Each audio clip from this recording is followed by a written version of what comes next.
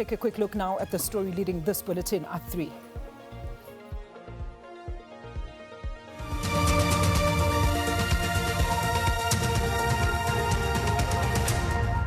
As promised, Acting Police Minister Professor Firoz Cachalia and Northwest Premier Lazarus Mokgosi are visiting the Bapong Mogale Traditional Authority following a surge in illegal mining activity in the Bapong village near Brits, and they'll be meeting with Kgosi Andrew Nkoana Mogale and Bapo Mogale Traditional Council as part of government efforts in order to curb illicit mining in the area. And to date, police have arrested 21 illegal miners and seized heavy machinery as they pursue the masterminds behind this operation. For more on this, let's cross live now to SABC News reporter Mbalenhle Mthethwa, who joins us from the Bapong village near Brits for the very latest. Mbalenhle, a very good afternoon to you. I understand you are currently on standby with the Acting Police Minister, Professor Firoz Cachalia. Talk to us about that outcome of that meeting that he had with the various chiefs within the Bapong. Good afternoon.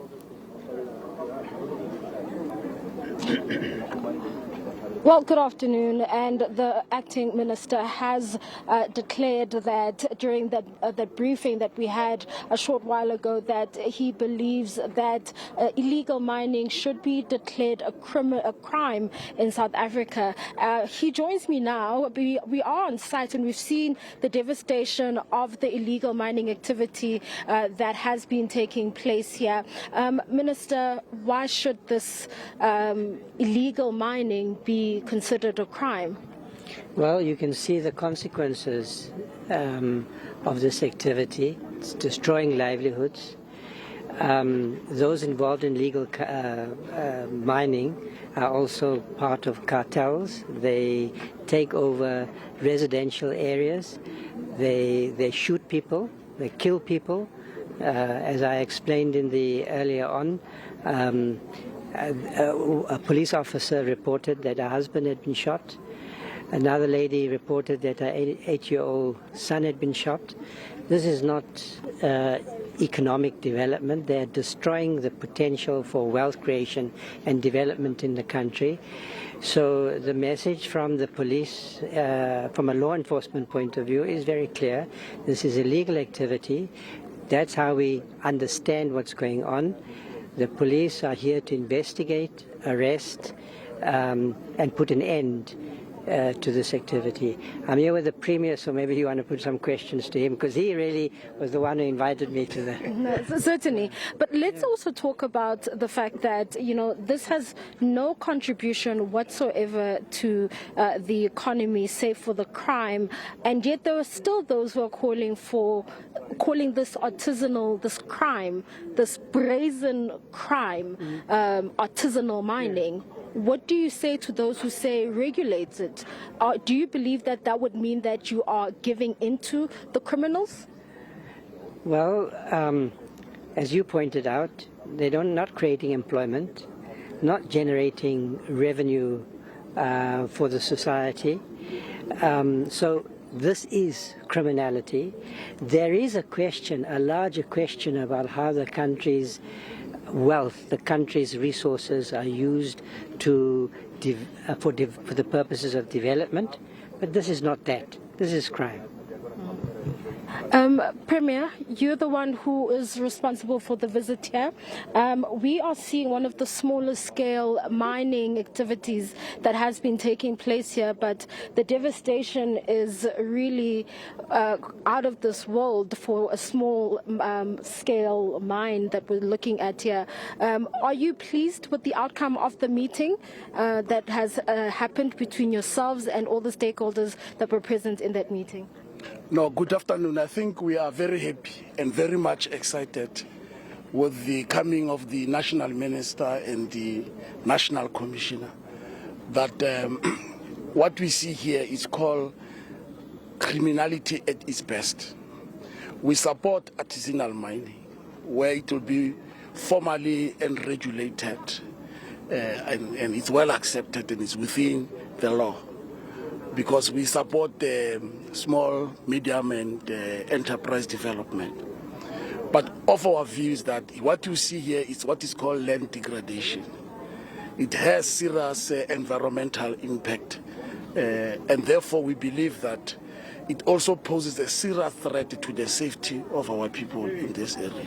What does artisanal mining look like if the companies are not registered and you don't know who's behind the company, and there are people who are running battles and shooting each other over territories and endangering the lives of ordinary people? How do you see artisanal mining being regulated? Because it has proven that it is impossible to regulate the sector, even under the name of artisanal mining. I mean, I'm not sure what you mean when you say it's difficult, because once we regulate it, if it's regulated, how would you regulate it? You regulate by passing laws. That's how simple it is. You regulate and people apply formally to be small miners, and that's how it's been done. Just like when you do at a high scale. I'm not sure what would be the difference for a high-scale mining and a small-scale mining. But how do we perhaps do that when we have seen this happening not only here, but all over South Africa, where it has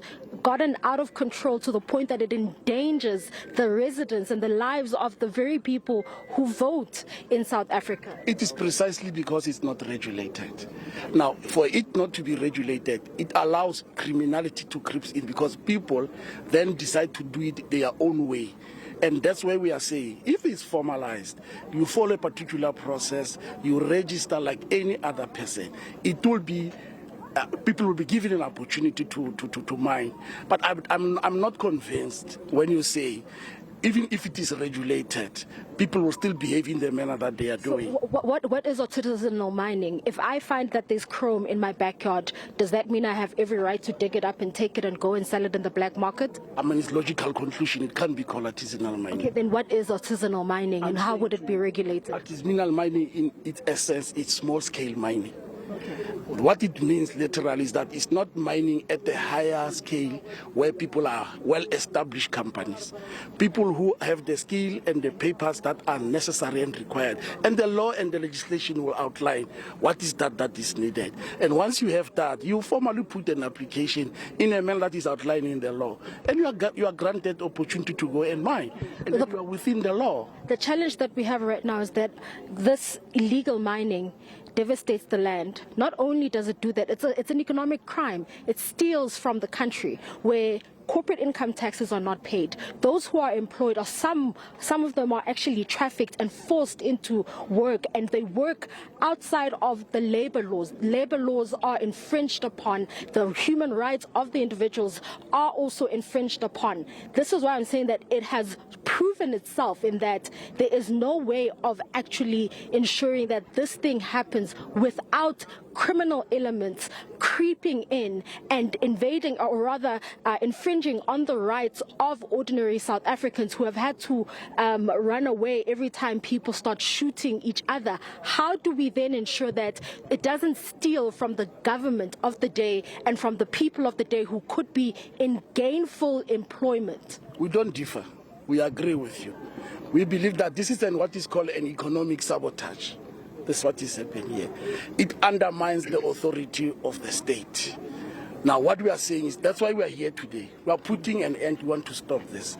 And as we stop it, we say, what other alternatives are there that could ensure that our people benefit from what is here, that is at their disposal? And we strongly believe that our people, at the level where they sit and stay, they can be developed. And at this point in time, here we believe artisanal mining will be the solution. So the law says the minerals underneath the soil of the land where you live belongs to the state. How do you then respond to that? Yes. So how do you then go and dig up a mineral from underneath your backyard? Because this is illegal. The minerals underneath you, there are laws, there are processes, there are mining rights, there are consultative processes that then go into all of this. How do you then police something that is proven to be unpoliceable and that has not improved the lives of South Africans in any way or form, in any shape or form?